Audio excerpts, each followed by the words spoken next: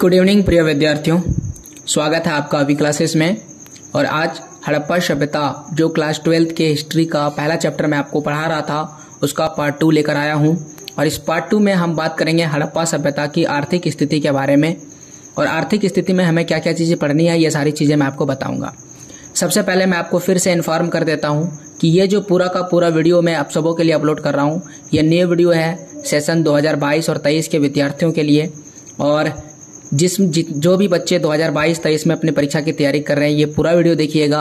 और इसके पहले भी जो भी वीडियो अपलोड किया गया है उसे भी जरूर देखिएगा। और ख़ास करके अगर आपके बोर्ड में टर्म वाइज परीक्षा हो रहा है, जैसे कि जैक बोर्ड में टर्म 1 की परीक्षा होगी और वह भी कैसा होगा, ऑब्जेक्टिव, तो उस चीज़ को ध्यान में रखते हुए ये पूरा का पूरा सेशन बनाया गया है कि अगर आपसे ऑब्जेक्टिव सवाल पूछा जाएगा तो उन सवालों का जवाब आप किस तरह से दीजिएगा, तो वह भी मैं आपको इस पूरे चैप्टर में बताऊंगा। और साथ ही साथ आपका सब्जेक्टिव भी क्लियर होगा अगर आपके बोर्ड में सब्जेक्टिव परीक्षाएं हो रहा है। पिछले वीडियो में हमने हड़प्पा सभ्यता के विभिन्न जो प्रमुख स्थल थे उनके बारे में पढ़ा था और प्रमुख स्थल की क्या महत्वपूर्ण विशेषताएं था यह भी हमने पढ़ा था। आज हम लोग देख लेते हैं हड़प्पा सभ्यता का 4 और प्रमुख स्थल। उसके बाद मैं आर्थिक स्थिति के बारे में बताता हूं क्योंकि यह टॉपिक भी बहुत ही महत्वपूर्ण है। पूरे हड़प्पा सभ्यता में ये 4 स्थल भी बहुत ही महत्वपूर्ण है। पहला जो है वह है सुतका गैंडोर, दूसरा जो है वो मांडा है, तीसरा जो है आलमगीरपुर है और चौथा है दैमाबाद। अब ये क्यों महत्वपूर्ण है? क्योंकि ये जो है ये चारों दिशा में अवस्थित है और ये चारों दिशा का सबसे अंतिम स्थान है। जैसे हड़प्पा सभ्यता का सबसे पश्चिमी स्थान कौन सा है, तो सबसे पश्चिमी स्थान है सुतका गैंडोर। कहाँ पर है ये है बलूचिस्तान में। कौन सी नदी के किनारे है, तो यह है दासक नदी के किनारे।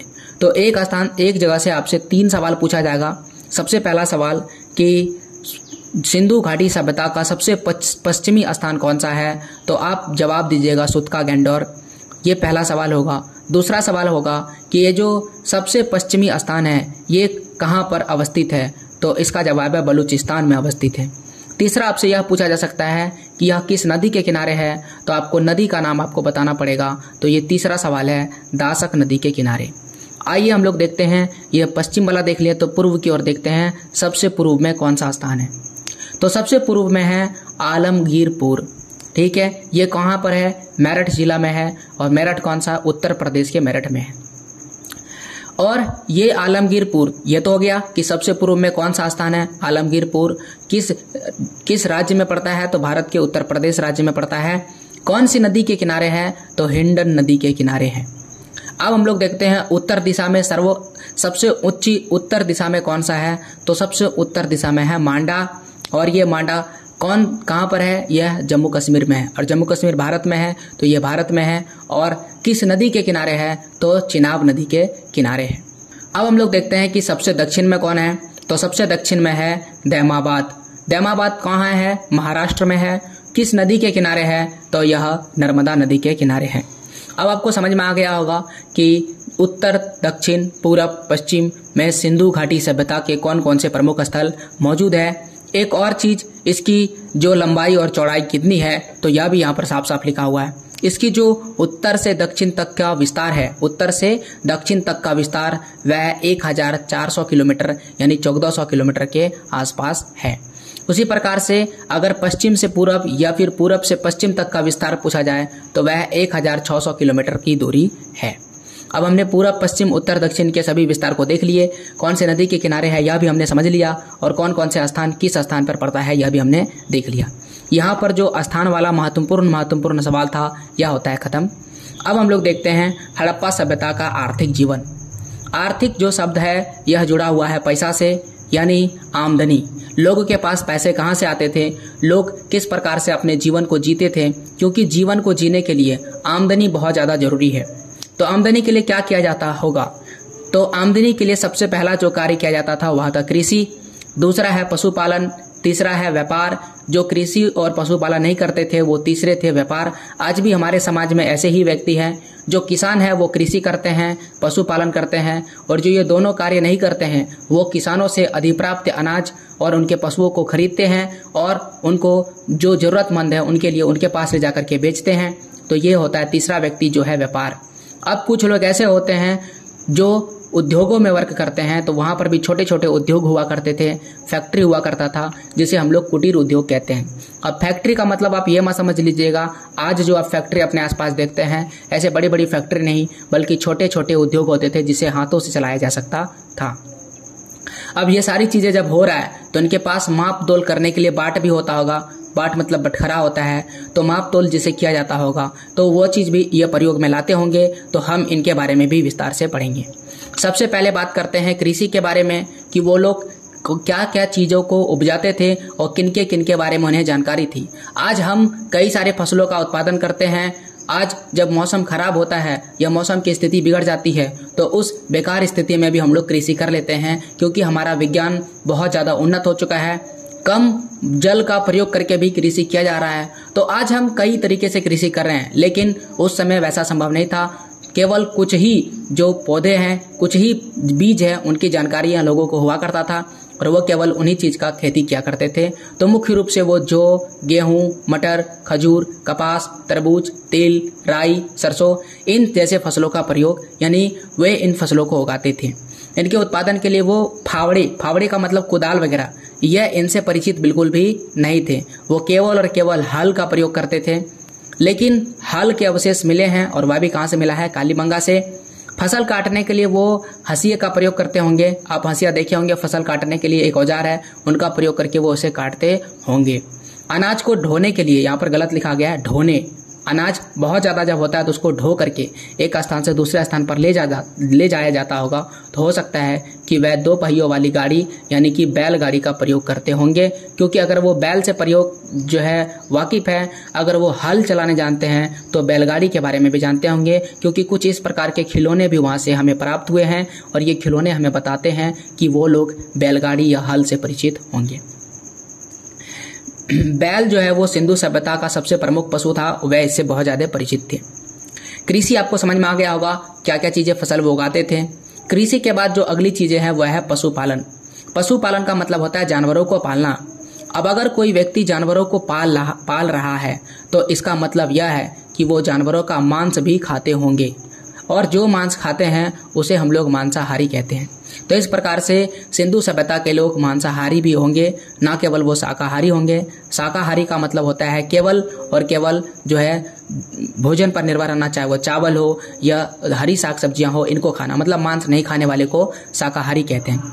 लेकिन पशुपालन हो रहा है तो वो पशुओं का मांस खाते होंगे, क्योंकि ये बकरी, भेड़, सूअर, भैंस, बैल ये सारे जानवर को पालते हैं, जिनमें से जो सामान्य तौर पर खाए जाने वाले पशु है, जिसमें बकरी और भेड़ और सूअर इसे सामान्य तौर पर खाया जाता है।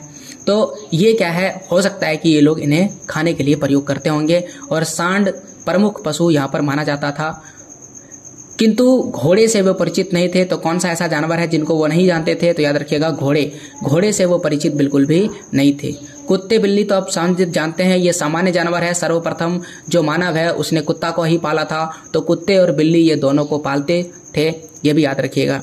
इसके अलावा कुछ ऐसे साक्ष्य मिले हैं, देखिए इनके चित्र अंकित मिले हैं, फोटो मिला है। तो ये तो हम नहीं कह सकते हैं कि ये पालते होंगे, लेकिन संभावना है कि ये लोग पालते होंगे, क्योंकि इनके हमें अवशेष नहीं मिले हैं। क्या ऐसा जानवर है, कौन सा ऐसा जानवर है जिनका सिर्फ और सिर्फ फोटो मिला है? जैसे कि अगर हम बात करें, कल्पना करें कि अभी हमारे पास डायनासोर का फोटो है, डायनासोर का फोटो है कि नहीं हमारे पास, लेकिन हम क्या डायनासोर को पालते हैं? नहीं, लेकिन हमारे पास इनका फोटो है। तो अब ये तो हम नहीं कह सकते कि हम इन्हें पालते हैं। उसी प्रकार से वहाँ पर भी हमें कुछ चित्र मिले हैं, कुछ मूर्तियों के चित्र मिले हैं, जिससे हमें ये अंदाजा होता है कि हो सकता है कि वो पालते होंगे। जैसे कि तोता, मयूर, मोर, भालू, चीता, खरगोश, बत्तख, हिरन, ये सारे चित्र भी मिले हैं, लेकिन इनका कोई साक्ष्य, कोई सबूत नहीं मिला है कि वो इनको पालते होंगे। इस प्रकार का हमें कोई भी अवशेष नहीं मिला है। अब आपको समझ में आ गया होगा मुख्य रूप से किन जानवरों को पालते होंगे। अब आइए व्यापार के बारे में समझते हैं कि व्यापार के बारे में अगर कहा जाए तो हड़प्पा के लोग जो है वह व्यापार को अधिक महत्व देते थे। चन्हूदड़ों की अगर हम बात करें तो चन्हूदड़ों में उत्खनन से प्राप्त पत्थरों के एक बाट का प्रयोग कारखाना मिला है। तो एक बाट का कारखाना मिला है जिसका प्रयोग किया जाता होगा नापतोल करने के लिए। इसके बाद समाज में अनेक व्यापारिक वर्ग भी रहा करते थे, जिनका कार्य केवल क्या करना था, या तो व्यापार करना था या तो व्यवसाय करना था। आज भी हमारे देश में कई सारे व्यापारिक वर्ग रहते हैं। व्यापारिक वर्ग होते हैं, व्यापार किसको बोलते हैं, बिजनेसमैन जो केवल और केवल बिजनेस करेंगे। उस समय भी कई ऐसे वर्ग थे, कई ऐसे समूह थे जो केवल और केवल बिजनेस करते थे, व्यापार करते थे, तो ऐसे वर्ग को हम व्यापारिक वर्ग कहते हैं।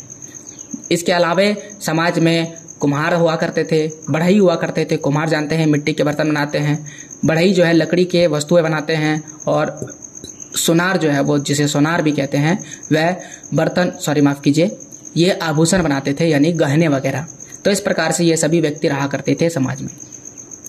अगर हम व्यापार की बात करें तो व्यापार के जो अतिरिक्त होता था, व्यापार आर्थिक व्यापार के अतिरिक्त वे ईरान से भी व्यापार करते थे, अफगानिस्तान से भी व्यापार करते थे। यहाँ पर आर्थिक लिखा गया गलती से, आंतरिक व्यापार लिख देते हैं, ठीक है। आंतरिक यहाँ पर होगा आंतरिक। आंतरिक का मतलब होता है देश के अंदर, आंतरिक का मतलब होता है देश के अंदर, देश के अंदर खरीद बिक्री करना, और एक होता है देश से बाहर खरीद बिक्री करना।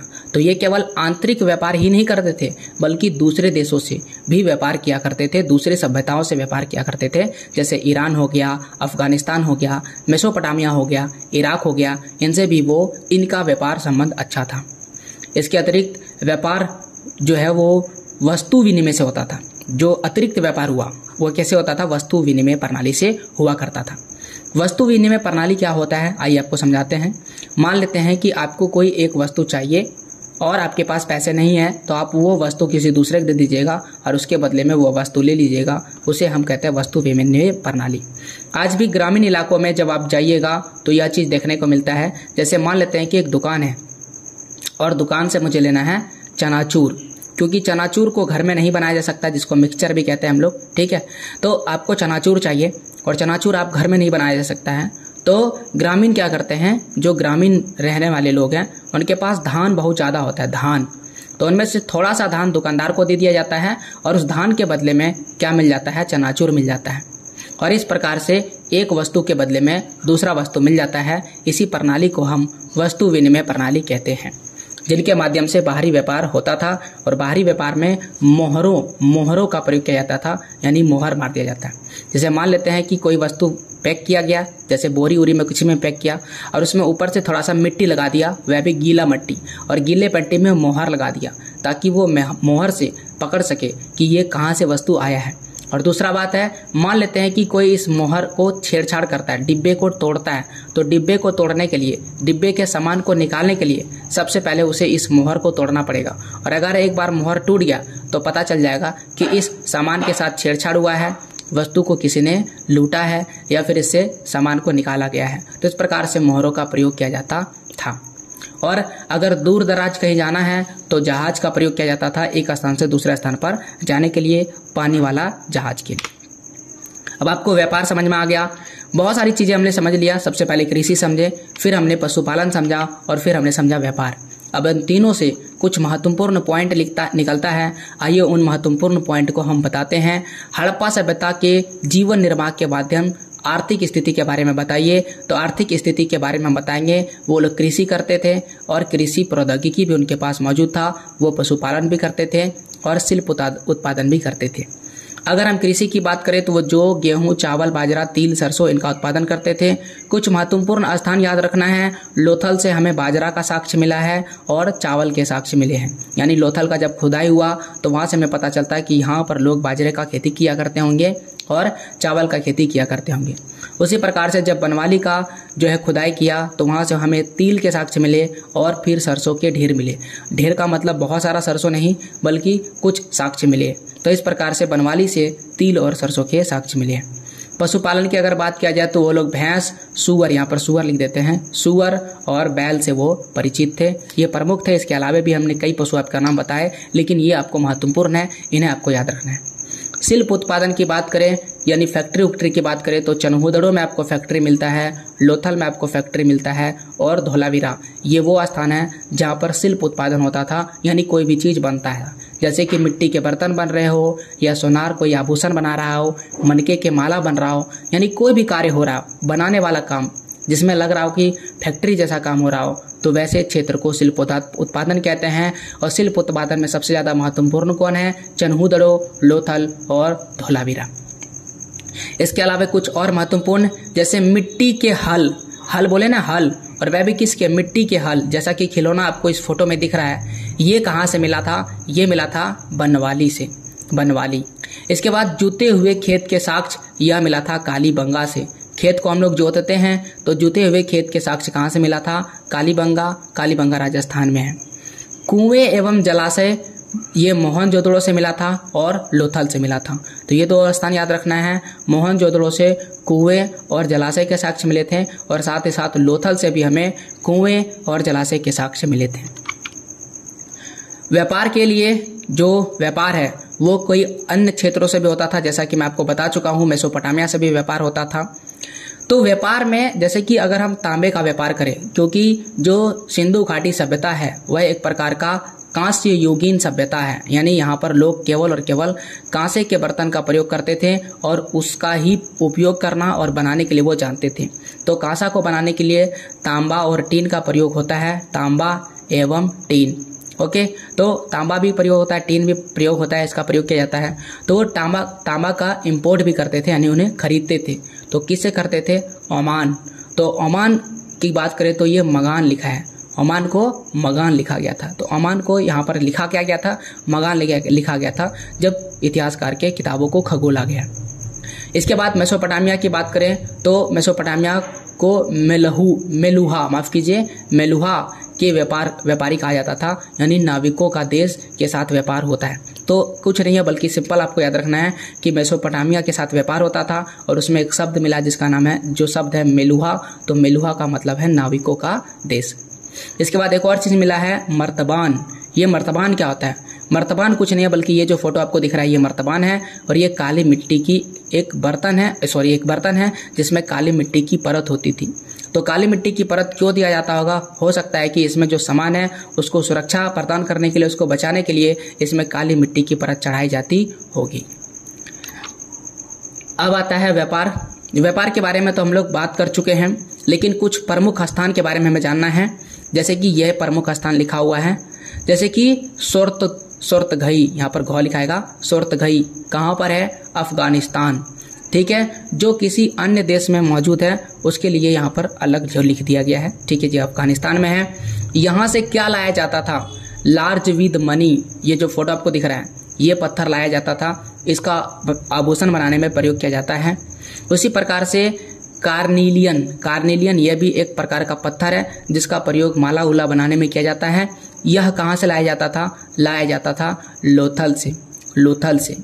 इसके अलावा दक्षिणी राजस्थान, यह राजस्थान लिखा हुआ है, राजस्थान, दक्षिणी राजस्थान और उत्तरी गुजरात, दो इलाका याद रखिएगा, दक्षिणी राजस्थान और उत्तरी गुजरात। यानी राजस्थान और गुजरात से क्या लाया जाता था? सेलखड़ी के पत्थर का प्रयोग मोहर बनाने में के लिए किया जाता था, और इसी मोहर को ठाप लगाकर या ठप्पा लगा करके सामान को या वस्तुओं को एक स्थान से दूसरे स्थान पर भेजा जाता था।